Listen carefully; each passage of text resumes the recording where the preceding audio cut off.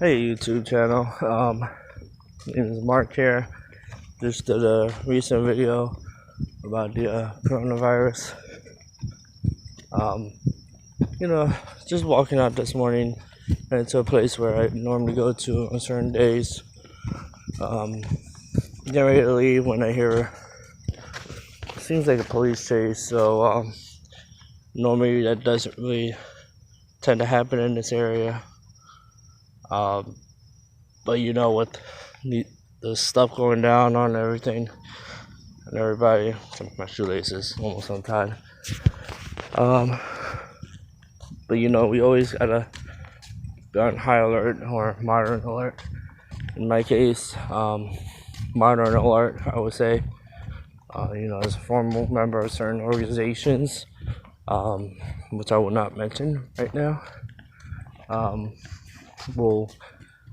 had always taught me certain things, to stay alert at all times and everything. And, so I did, and I still do, even though you got places like that that's in a dark spot. But they did have a chopper out. I don't know if it was a police chopper, only because the fact is, I live near a hospital and trauma hawker is always flying by. But I hear, even as I head towards the 441 Main Street area, I hear some sirens going off. So, it's good to do a little time, and then with the virus going around, you don't know what to expect. Anything can pop out at you at any moment, any second, anywhere. So I was in a situation down in West Palm Beach, Florida, Palm Beach County. And these are the dogs I like to say hi, so bear with me. But they know what I've been through, and just give me a minute, guys. They've known personally what I've been through and back and everything, and I still manage.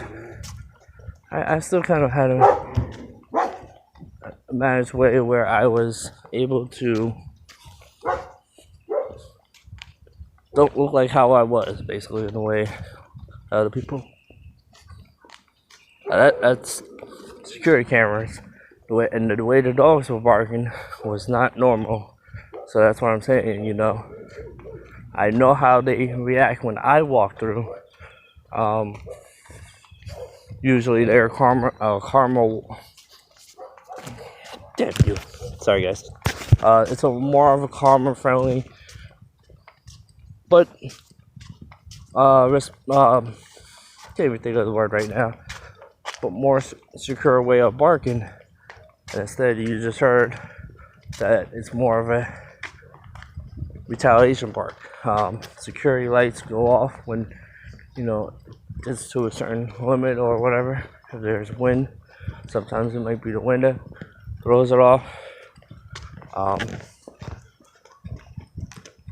More dogs are barking, but again, as I say about the virus and continue to stress it more and more that I really don't want to. I just wish people will look at it financial wise and health wise, obviously. And then on top of that, you have other reasons why you gotta look at it. Because, for instance, I don't get, and I don't know how many people out there would relate to this, I don't get the fact they cancel Ultra Fest right here, Miami. I don't understand that.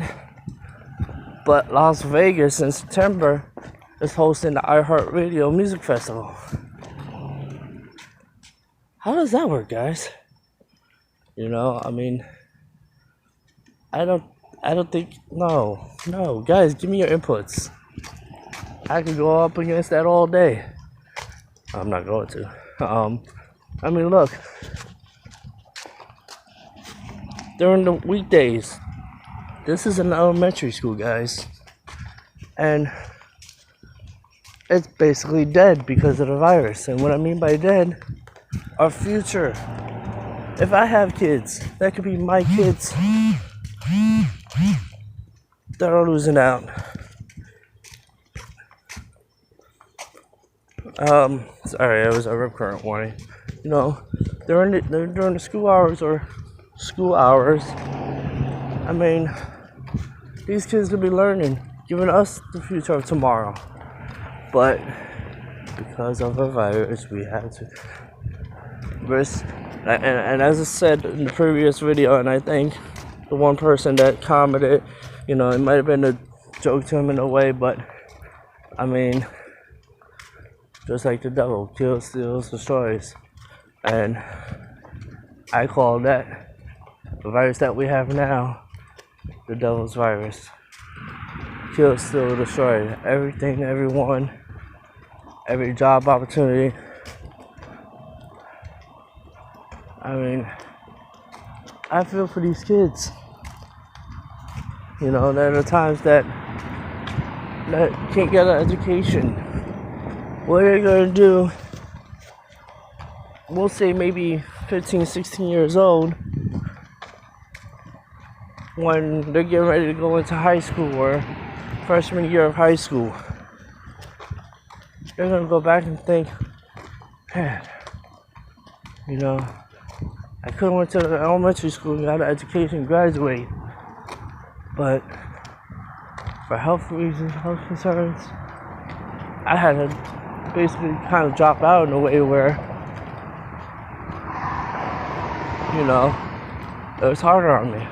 Couldn't get no education after that. I was hesitating there, guys. I heard a car. I'm trying to stay in the light as much as possible. But I don't know, you know, guys. But times like this, whether you're fire rescue, you know, whether you're police, any type of first responder, you know, volunteers. And I'm gonna go back and I know I mentioned this before. I'm gonna mention it again. That I didn't want to state this group in the first place. Nothing against them. I just chose not to speak on my behalf at that moment. And now I've seen them in different areas throughout Florida. I've gotten to know a little history on them, and I know you guys can't really see me that much. The name of this organization is actually called the Guardian Angels. You know, they're a safety patrol unit that I've learned and researched. Very well known, especially when it comes to New York City. And you know, I had lived in the West Palm area where we heard about it, meaning me and my friends, of the 17 fallen. Sadly, you know, we had armed remorse and decided to go down to the school and into the area of the school, Pine Trails Park, and so on and so forth, you know, and paid our respects to those that we don't even know. But you know, we all learned something from somebody, and this organization has taught not just 12 individuals that, you know, started it all, but basically an organization that is continuing basically to serve the community. We're a safety patrol nonprofit unit You can always research them at guardianangels.org, and basically that's how I found out. I watched a couple of videos, training videos, and all that. But remember, safety is always number one. And I don't know if the founder might be aware or he might be aware, but don't know what his plan is. I don't do anything with them, so I can only assume he might be taking precaution, especially that New York has a high rate of the virus, the C-19 virus.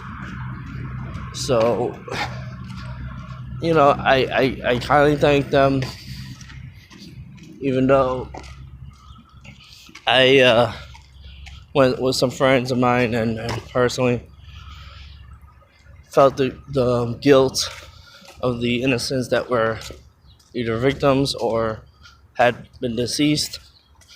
And the list can go on with that, And that's when I noticed and asked questions of who they are. They're basically a volunteer group, like, I don't know, New York Police Department auxiliary type thing, or the police athletic league type thing. So, in closing, whether you're a first responder or a volunteer first responder, doesn't matter. It doesn't matter what type. Well, it matters to which position you're in. But if your head title is first responder, or they consider you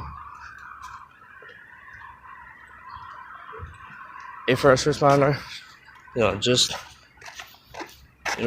we everyday citizens thank you and for risking during times like this.